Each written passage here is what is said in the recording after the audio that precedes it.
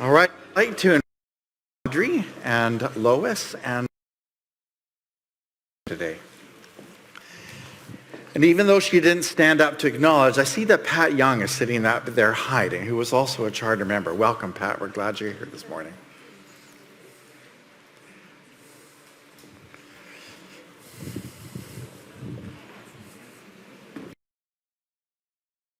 Yeah.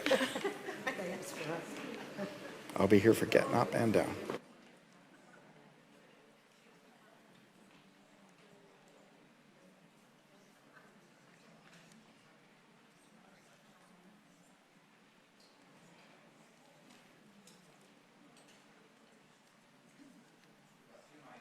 All you got to do is eat them like an ice cream cone when you're talking. So Margaret and Lois are charter members, and Audrey, you came out a year or two later, right? Yeah. So if you ever see the charter for this congregation, on there would be the signatures of these folks. And they have kindly agreed to let us interview them a little bit this morning.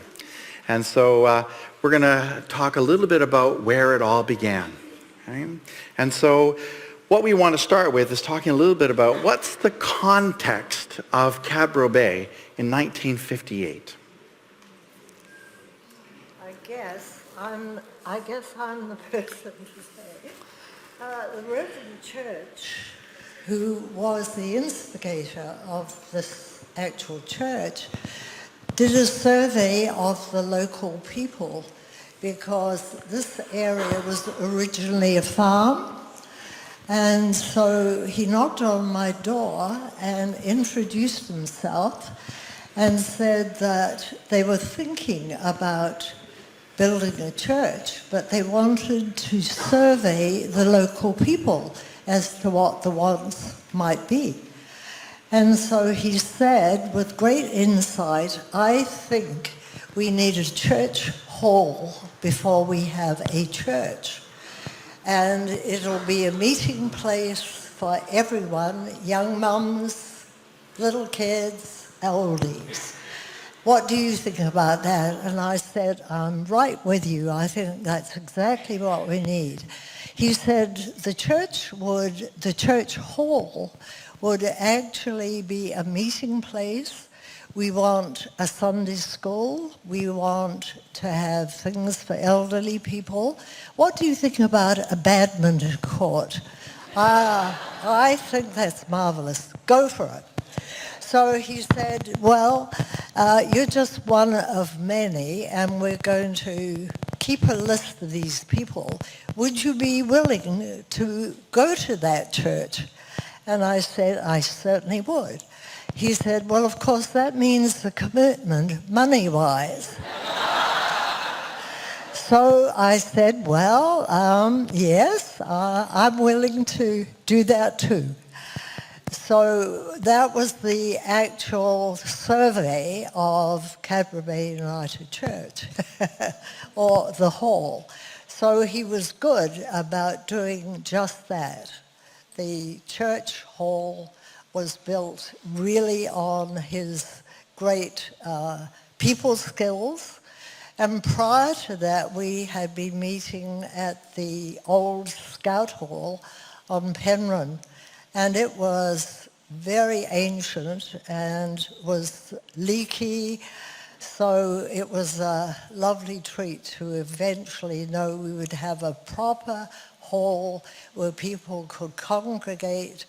The older people could play badminton. They had seniors groups for badminton as well. So what you see here today is because of his insights.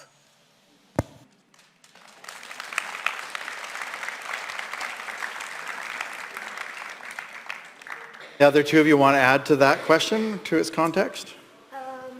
No, the other two. I wonder if there's anything else they want to add to what the question we just had. Lois, you want to add anything to that or not? Well, at the time that the hall then was built, that also included the what we call the link building, which is where the bathrooms are and the lounge on that side, and then also the kitchen, most important, and then the office and offices along the other side. So that was incorporated the hall, with the hall, not with. Okay. Go ahead, Margaret. So I'm wondering if you could take us now, the hall and then the kitchen is built, and so what were the stages that led to this sanctuary and the development of the rest of the building, so to speak? Stages of development within the congregation. Audrey, did you want to speak on that? Yeah.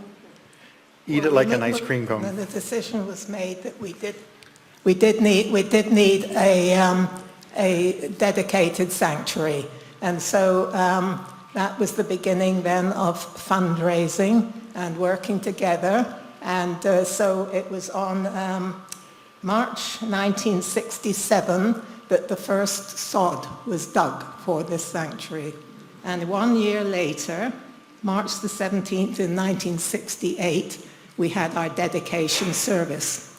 We met, as we always had, in the hall, and our then minister, Reverend Leighton Strait, guided us all into this building, where we had our dedication services. And there were 300 people, so we needed to have 2 services. So then we moved on. We had been meeting before this for several years, and so a lot of our programs have started together with the challenges and the joys, and a lot of the challenges surrounded money, of course, raising money, and so we got creative in the things that we could do.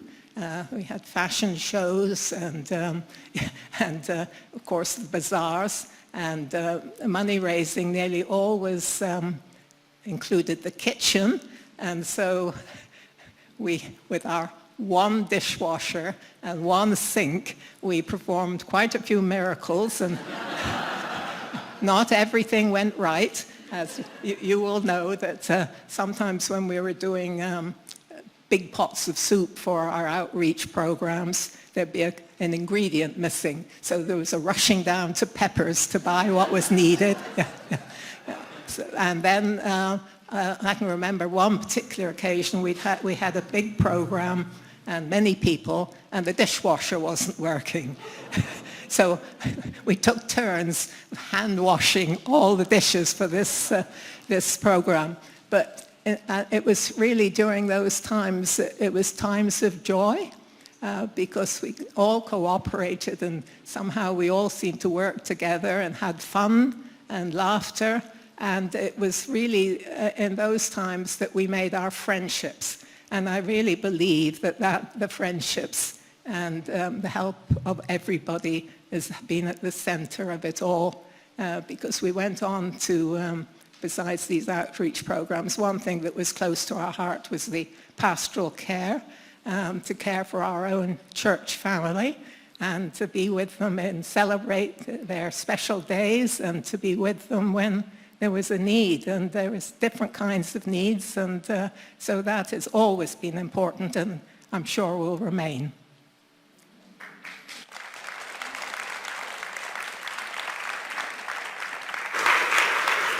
Would either Lois or Margaret like to add some of the challenges or joys as you saw them? You don't have to. Yeah. No. This is. Like an ice cream cone. Yes, yes. One of the ones when, before we moved into the sanctuary, the challenges was money. And Reverend Church was still our minister, and my husband was assistant treasurer at the time. And Reverend Church would, after the service, would come and say, well, how much did we get today? And they'd say, well, I think we're this much short. And he says, well, then I'll just have to go and visit some of my parishioners from Metropolitan United. And miraculously, the money would turn out. So it was really, the early days could be quite challenging. Not sure if in the laughter you heard where those parishioners he visited were from. Do you want to say that again? The parishioners from Metropolitan United. From Metropolitan So it was United. the parishioners from Metropolitan who helped keep this place going. So it's kind of full circle, isn't it, that we're amalgamating with them. Yeah, I think that's important for you to note today. Yeah. And because Reverend Church had been the minister at Metropolitan before he went into retirement, and he came out of retirement to come and start this church. Anything else you want to add there, Margaret? Or Well, it was a marvelous vision, and I think he was visionary. He was very elderly, but I think was like a torch to us, because if we faltered, he'd kind of give you a little push, but very nicely. as we, find that balance of how we are affording our renovations and our new kind of space, one of the tactics that they use we've not employed yet. My understanding was that people were asked to put up their homes as collateral for the mortgage. Which is true, right? Yes. Yeah. So we'll take offerings afterwards if you want to put your house up as collateral. A different time, right? But that says something about the vision and the commitment, right?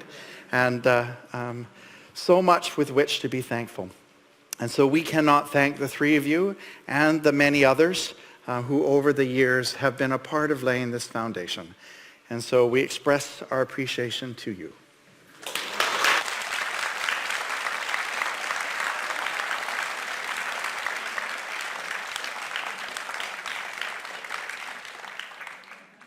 One of the hallmarks of this space, don't go down yet, I'll help you during you sing, so you don't have to trip down. One of the hallmarks that people talked about that they wanted to preserve as we moved to the other space was these windows and the way in which the gardens and the colors move in. And so when you see the new space, it's opened up into the new courtyard, etc. But part of that symbolized in this heritage hymn in the garden. And we're going to sing that then as I help these folks to their seat again.